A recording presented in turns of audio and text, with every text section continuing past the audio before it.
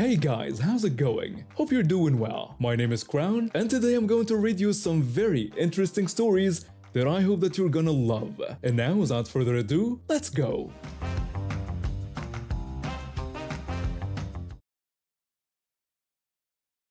A few years ago, before all the pandemic stuff started, my fiance and I traveled out of town for an event.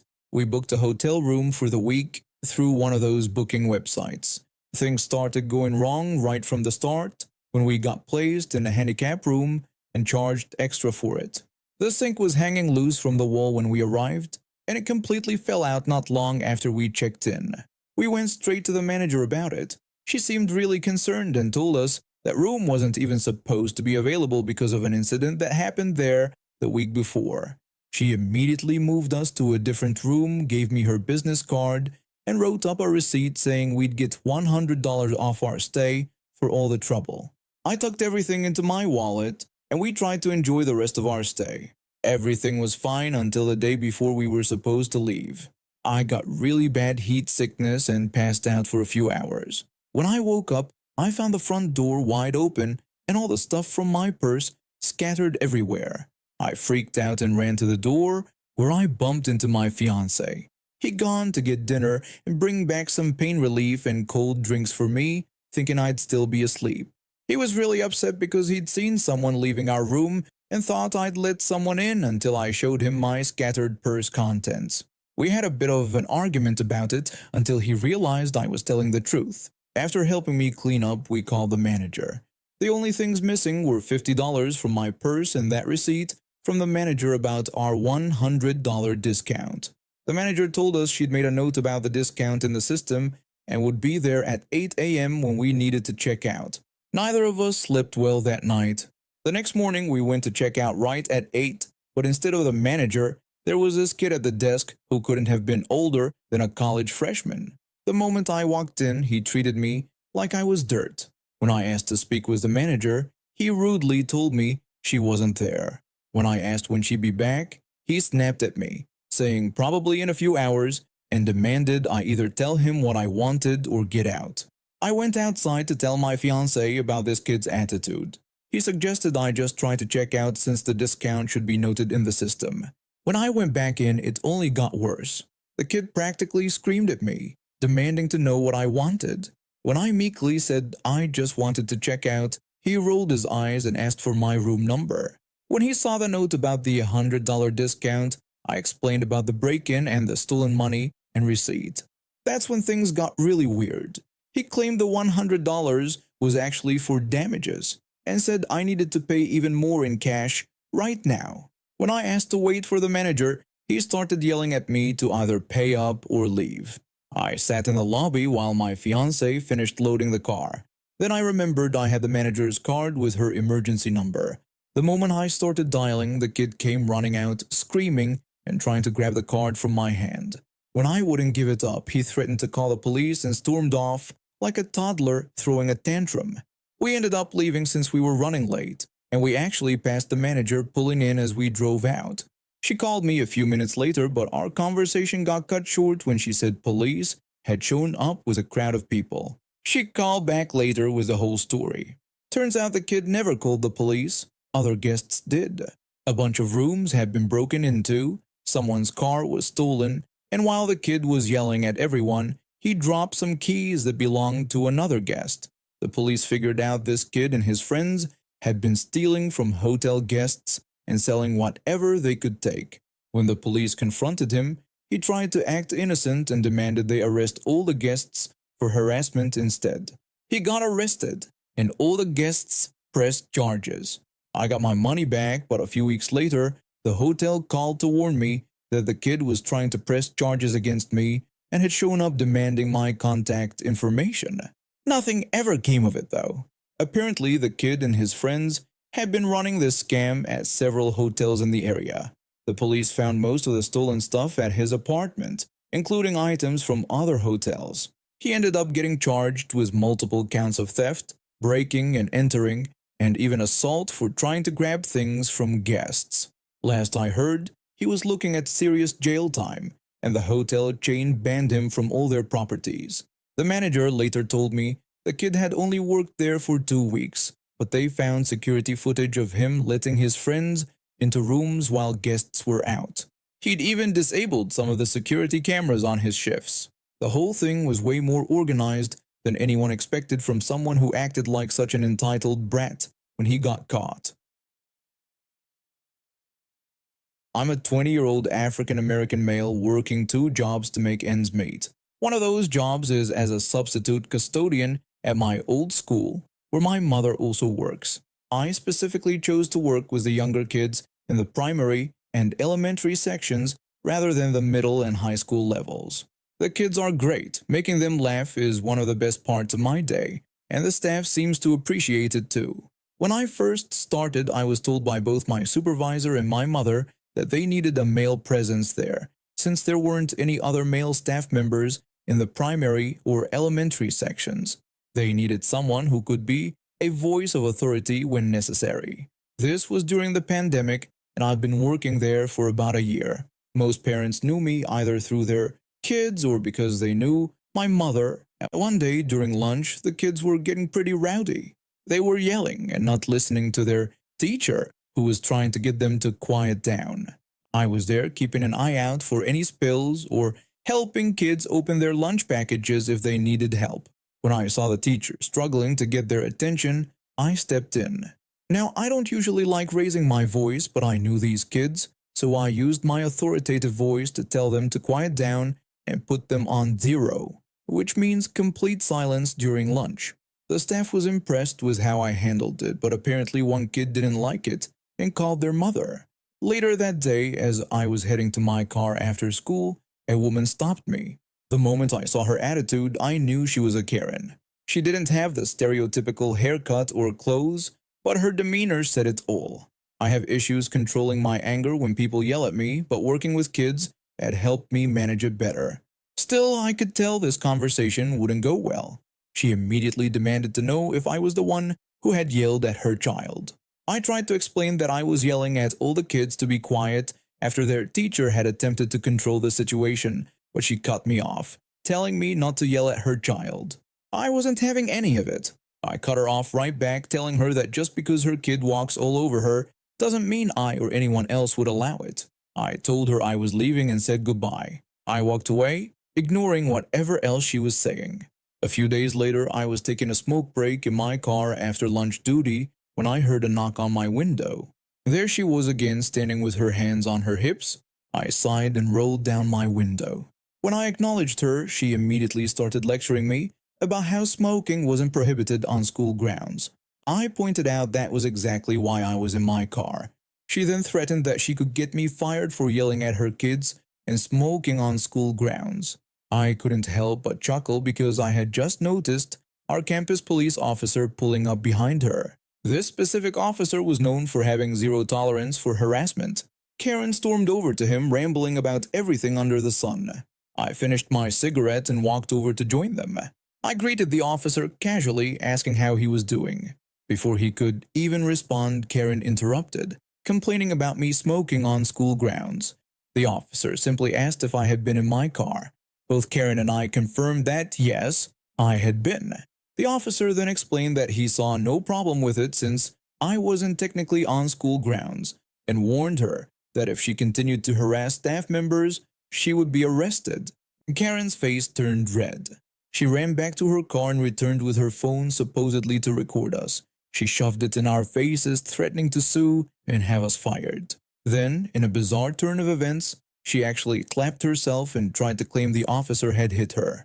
While she was ranting about definitely getting him fired now, I laughed and pointed at the security camera right above us. The moment she saw the camera, all the color drained from her face, and she walked away without another word.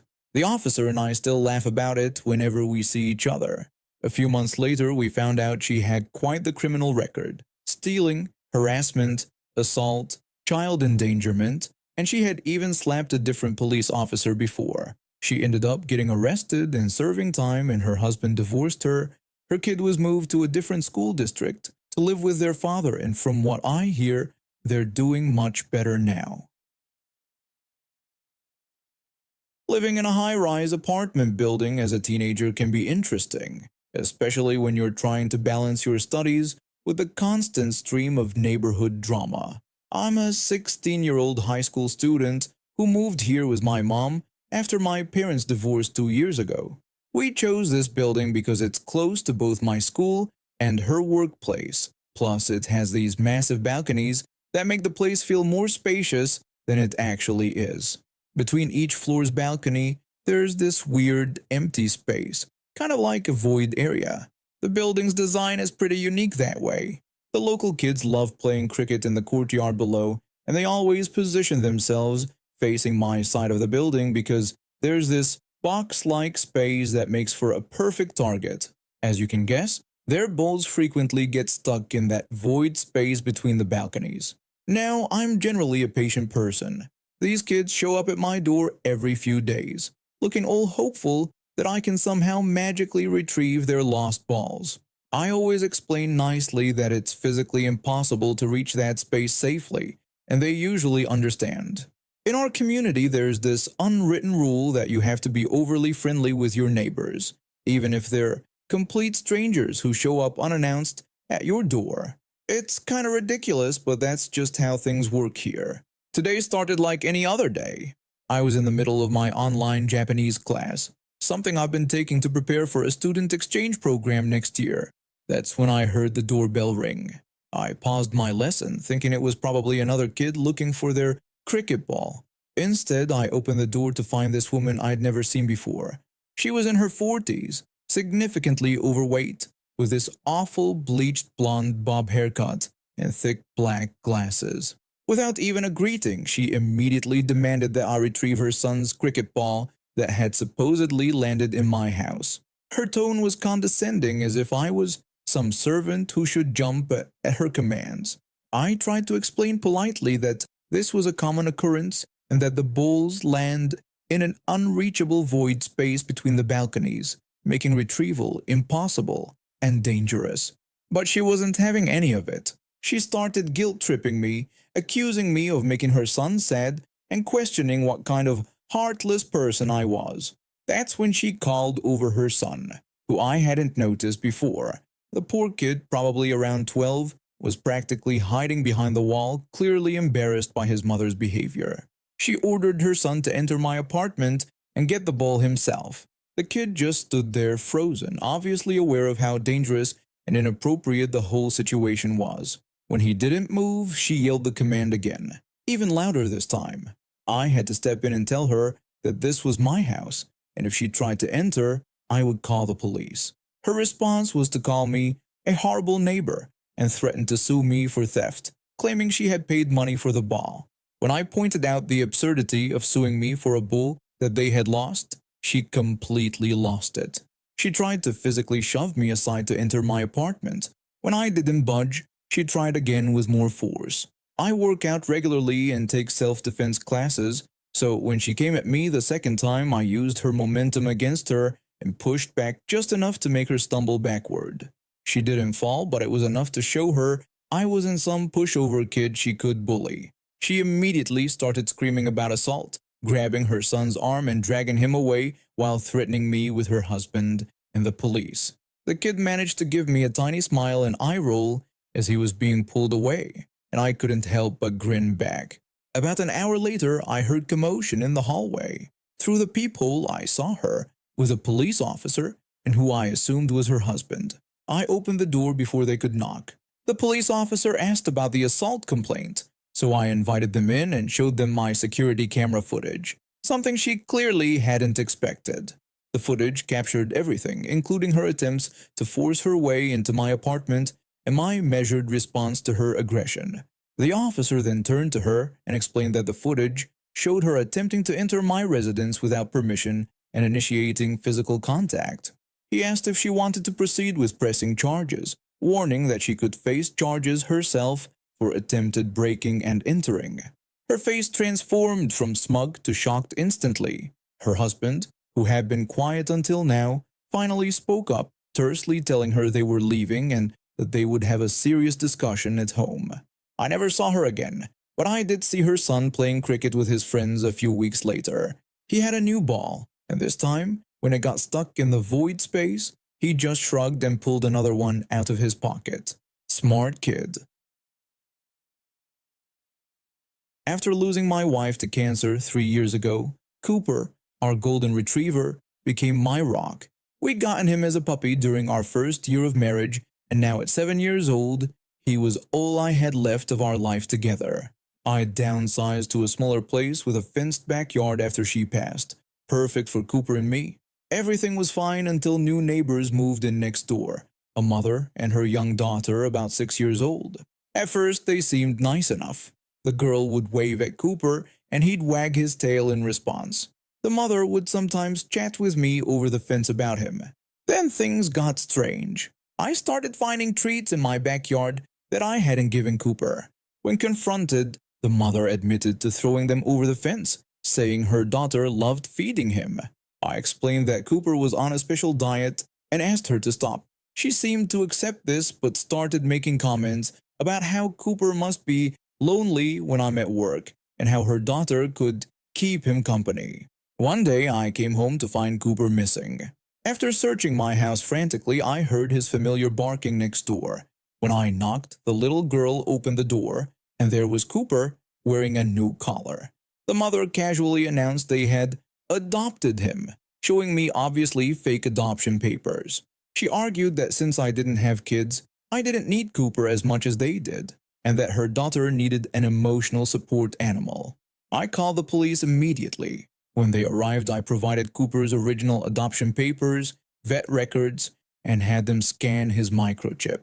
That's when the truth emerged. The mother had been involved in 2 other pet theft cases in different cities. She had a pattern of moving to new neighborhoods, befriending pet owners, and attempting to steal their animals using forged papers. She was arrested for theft and forgery. Her daughter went into temporary custody until her father, who knew nothing about his ex-wife's activities, could take full custody.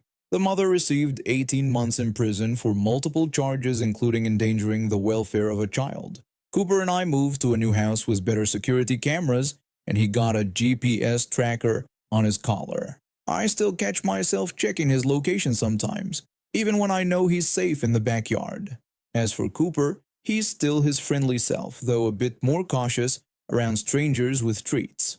The little girl eventually got her own dog legally through a shelter in her hometown with her father. Sometimes I think about how the worst criminals can be the ones who smile at you over your backyard fence. And now we have reached the end of today's stories. Thank you for watching, and see you next time.